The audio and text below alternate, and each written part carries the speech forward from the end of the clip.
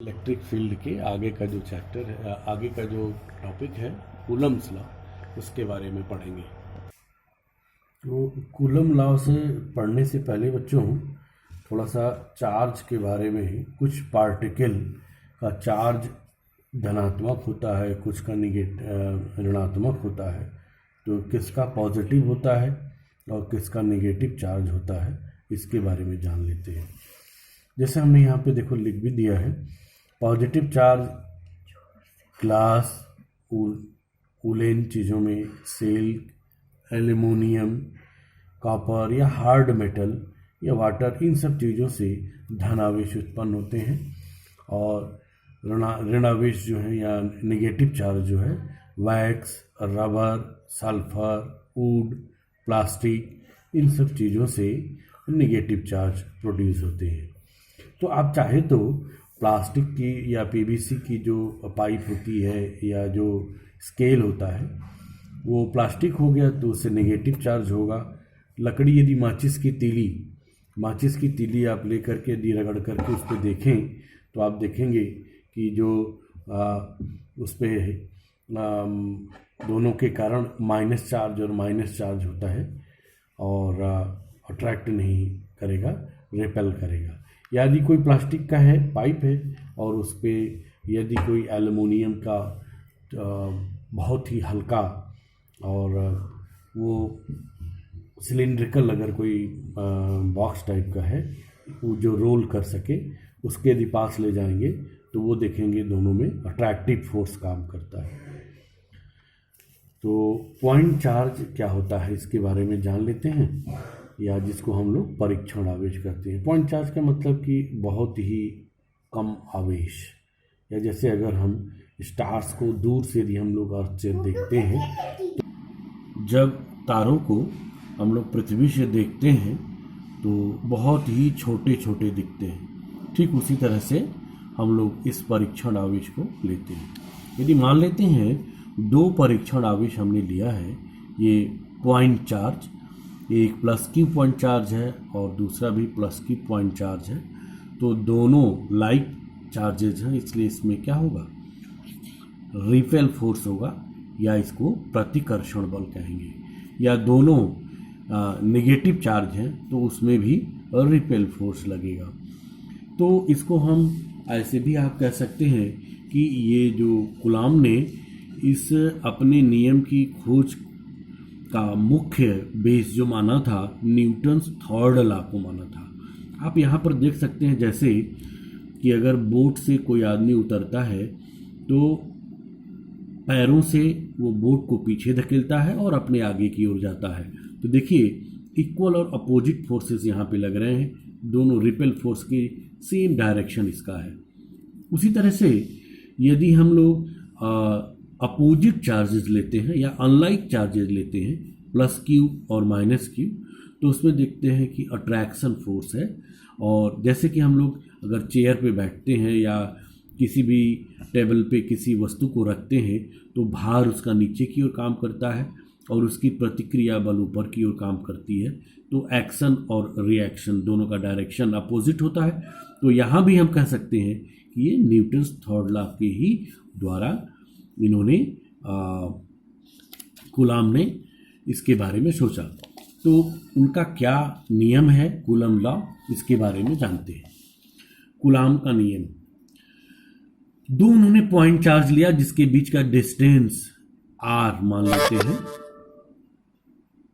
दोनों के बीच की जो दूरी है वो r है। तो उन्होंने क्या देखा कि जो आवेश है वो आकर्षण बल या प्रतिकर्षण बल के अनुक्रमानुपाती है। अनुक्रमानुपाती का मतलब यदि ये अगर चार्ज बढ़ेगा तो आकर्षण बल या प्रतिकर्षण बल भी बढ़ेगा। यदि चार्ज का मान कम होगा तो यह विद्युत बल भी कम हो जाएगा। Q1 Q2 मतलब इसका मतलब ये है Q1 इंटू Q2, और प्रोपोर्शनल का मतलब है कि दोनों का मान समान रूप से बढ़ेगा या समान रूप से घटेगा। और उन्होंने दूरी के साथ क्या देखा कि जितना ज़्यादा दूरी बढ़ेगी बल का मान उतना ही कम हो जाएगा। तो इस तरह के रिलेशन को हम लोग कहते हैं इन्वर्सली प्रोपोर्शनल। इसलिए ये दूरी के वर्ग के व्युत्क्रमानुपाती। अगर इस प्रोपोर्शनल साइन को जब हम लोग हटा देते हैं तो एक कांस्टेंट यूज करते हैं और कांस्टेंट के Q1 Q2 by r square. तो जहां पर K है क्या, K is a constant which depends upon medium in such as किस तरह का medium, air, water, iron, paper etcetera. मतलब ये जो आवेश है इस दोनों के बीच में किस तरह का माध्यम है। यहाँ एयर माध्यम है तो उसका मान अलग होगा, वाटर है तो उसका मान अलग हो जाएगा, ऑयल है, पेपर है एक्सेट्रा। अगर जो भी रहेगा तो उसके लिए इस के का मान अलग अलग होता है। अगर हम इसको डिफाइन करना चाहें तो ऐसे कह सकते हैं, the magnitude of force between two point charges is directly proportional to the magnitude of charges and inversely proportional to the square of the distance between them। मतलब इनके बीच में जो ये दो आवेशों का जो गुणनफल है वह विद्युत बल के अनुक्रमानुपाती और उनकी दूरी के वर्ग के व्युत्क्रमानुपाती होता है। अगर हम इस कांस्टेंट k का अगर हम यूनिट निकालना चाहें तो इसी फार्मूले से F equal to k Q1 Q2 by r square. तो हमें k की वैल्यू निकालनी है, तो जो यहाँ डिवाइड है इक्वल के इस तरफ आएगा तो मल्टीप्लाई हो जाएगा और जो मल्टीप्लाई है वो डिवाइड हो जाएगा। मतलब कि k equal to F R square divided by Q1 Q2। जैसा कि हम लोग जानते हैं फोर्स का जो यूनिट होता है वो न्यूटन, डिस्टेंस का यूनिट जो होता है मीटर स्क्वायर और आवेश का जो मात्रक है वो कूलाम।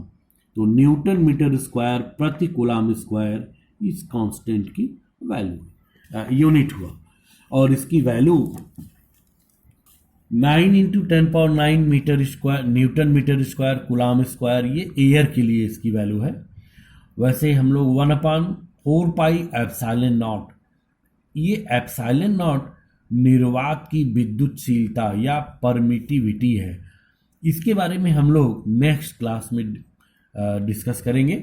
आज हम लोग कूलाम के नियम के बारे में ही विस्तार पूर्वक पढ़ते हैं। तो कूलाम का नियम तो ये हो गया। ये जो कूलाम का नियम हम लोग अभी पढ़े F equal to k Q1 Q2 by r square, यह स्केलर फॉर्म है। इसका वेक्टर फॉर्म क्या होगा इसको भी हम लोग को जानना है। तो ये दो हमारे पॉइंट चार्ज है Q1 और Q2, यहाँ Q1 है यहाँ पर Q2 है। हमने यहाँ पर मान लिया कि जो इसके बीच का जो डिस्टेंस है उसका मैग्नीट्यूड है वो R है। तो हम लोगों को ये वेक्टर फॉर्म, वेक्टर का मतलब जिसमें परिमाण और दिशा माने मैग्नीट्यूड एंड डायरेक्शन दोनों होता है। तो यहाँ पर हम लोग को ये जानना है कि जैसे अगर मान लेते हैं कि अगर ये 1 है Q1 और ये Q2 है, तो इस Q1 पर Q2 के द्वारा कितना फोर्स लगेगा, तो इसका डायरेक्शन बाहर की ओर होगा क्योंकि ये रिपेल करेगा। F12 से हम इसे डिनोट किए हैं और इसका डायरेक्शन बाहर की ओर है। अब यहाँ पर देखते हैं ये क्या है, यह Q2 पर Q1 के द्वारा कितना फोर्स लगेगा, तो इसको हम लोग F21 के द्वारा डिनोट किए। ये चूंकि दोनों सेम चार्ज है, लाइक चार्जेस हैं, इसलिए इसमें रिपल्सन का डायरेक्शन शो कर रहा है। अब इसके बीच का जो डिस्टेंस है, तो डिस्टेंस यहाँ पर क्या हो जाएगा, डिस्प्लेसमेंट।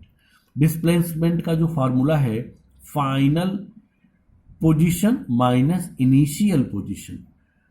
तो अगर हम इसके लिए अगर निकालते हैं F12 के लिए, तो देखिए इसकी दिशा क्या हो जाएगी, 1 2, 1 2 के लिए तो 1 का जो वैल्यू है फाइनल पोजीशन क्या है, ये 1 है, और इसका इनिशियल पोजीशन क्या, सॉरी इसका इनिशियल पोजीशन 1 है और फाइनल पोजीशन 2 है। तो हम लोग इसके डिस्टेंस को क्या लिख सकते हैं, R1 माइनस R2, जो डिस्प्लेसमेंट किसके लिए है, F12 के लिए।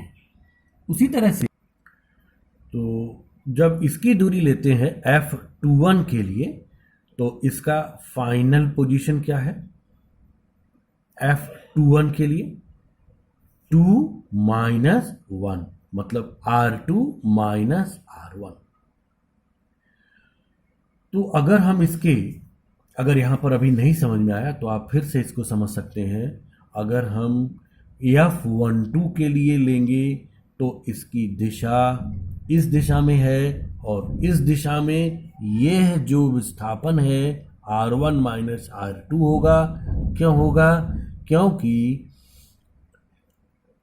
अंतिम स्थिति फाइनल माइनस इनिशियल, तो अंतिम स्थिति इसकी 1 है और प्रारंभिक स्थिति 2 है, और F21 के लिए इसकी अंतिम स्थिति 2 है और प्रारंभिक स्थिति 1 है। या हम ये भी कह सकते हैं कि जो मॉड R है यह R1 माइनस R2 और R2 माइनस R1, ये तीनों वैल्यू इक्वल है। कूलम का स्केलर फॉर्म जो है K Q1 Q2 R square है। हमें इसको सदिश रूप में व्यक्त करना है, तो F12 तो हो गए K Q1 Q2 mod F R square, और यह इस दिशा में F12 की दिशा में कौन सा डिस्प्लेसमेंट है, R1 minus R2। R1 minus R2 के ऊपर ये दिशा ज्ञात करने के लिए इस पे कैप लगा देंगे, और यह कैप एकांक सदिश का जो सूत्र होता है, A cap equal to vector A by mod of A।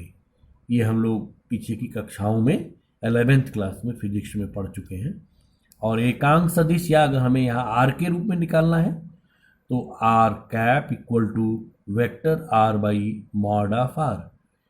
तो यहाँ पर R1 माइनस R2 कैप लग गया। अब इसके जिस जगह पर हमें क्या रखना होगा, vector R by mod of R, और वेक्टर R की जो वैल्यू है इस डायरेक्शन में F12 की डायरेक्शन में क्या है, R1 minus R2, R1 minus R2। F12 के डायरेक्शन में क्या है, R1 माइनस R2, और इसका मॉड ऑफ R कर R1 माइनस R2, इससे इसका मल्टीप्लाई हो गया, तो R1 माइनस R2 का whole cube minus into R1 minus R2। F12 के लिए ये सदिश रूप का मान आ गया। इसी प्रकार से जब हम F21 के लिए लेते हैं तो F21 की दिशा में डिस्प्लेसमेंट क्या है, R2 माइनस R1 कैप। अगर इसके ऊपर कैप लगा दिए तो अब इसका मान यहाँ पे रखेंगे, तो R2 माइनस R1, और यहाँ पर मल्टीप्लाई करने के बाद इसकी वैल्यू ये आ जाती है। इसी की सहायता से हम यह भी कह सकते हैं कि हम लोग यदि यहाँ पे दे दिया जाए कि सिद्ध कीजिए कि न्यूटन्स थर्ड लॉ को कूलॉम का नियम फॉलो करता है, तो हम लोग यहाँ पर आप देखेंगे कि F12 की जो वैल्यू आई है वही वैल्यू आई है F21 की, और केवल इसके हम लोग माइनस डायरेक्शन को यदि चेंज कर दें तो इससे हम लोग क्या देखते हैं कि जो कूलम लॉ है वो न्यूटन्स थर्ड लॉ को भी फॉलो करता है। और मैंने शुरू में ही बताया था कि थर्ड लॉ की ही सहायता से, न्यूटन्स थर्ड लॉ की ही सहायता से इन्होंने अपने नियम की खोज की। तो कूलॉम के नियम और न्यूटन के नियम में समानता और असमानता क्या है? कूलाम के नियम का जो फार्मूला है वो विद्युत बलों के लिए फार्मूला है के Q1 Q2 by r square. Newton's का जो फार्मूला है वह गुरुत्वाकर्षण बल G m1 m2 by D square. तो दोनों के लिए समानता क्या है, दोनों व्युत्क्रम वर्ग के नियम का पालन करते हैं, इनवर्स स्क्वायर लॉ, या व्युत्क्रमानुपाती 1 बाई आर स्क्वायर, या F inversely proportional to 1 by r square. और दूसरा जो है force acts along line joining the centre, जो बल कार्य करता है चाहे कूलाम के नियम में हो चाहे न्यूटन के नियम में हो, एक ही दिशा के, एक ही जो उसको दोनों रेखाएं जोड़ती हैं उसकी दिशा में होता है। और असमानता क्या है, अट्रैक्टिव, यह जो कूलाम का नियम है इसमें आकर्षण और प्रतिकर्षण बल दोनों होता है, अट्रैक्टिव एंड रिपल्सिव फोर्स। लेकिन जो न्यूटन्स लॉ है इसमें केवल ऑलवेज अट्रैक्टिव फोर्स होगा। और दूसरा जो कांस्टेंट के की वैल्यू जो है 9 × 10⁹ newton metre square coulomb square है, और यहाँ पर जो g है वो यूनिवर्सल कांस्टेंट है जिसकी value 6.67 × 10⁻11 newton metre square kg square है। यहाँ पर k की जो वैल्यू है जितने मीडियम होंगे उनके लिए अलग अलग वैल्यू होगी, लेकिन यहाँ पर जो है ये कांस्टेंट की वैल्यू सभी जगहों के लिए सेम होगी। तो बच्चों, इस वीडियो को देखने के बाद आप सब्सक्राइब, शेयर और अपना कमेंट देना ना भूलें, और इसमें जहाँ जो कमी आपको समझ में आए आप उसको ज़रूर बताइएगा।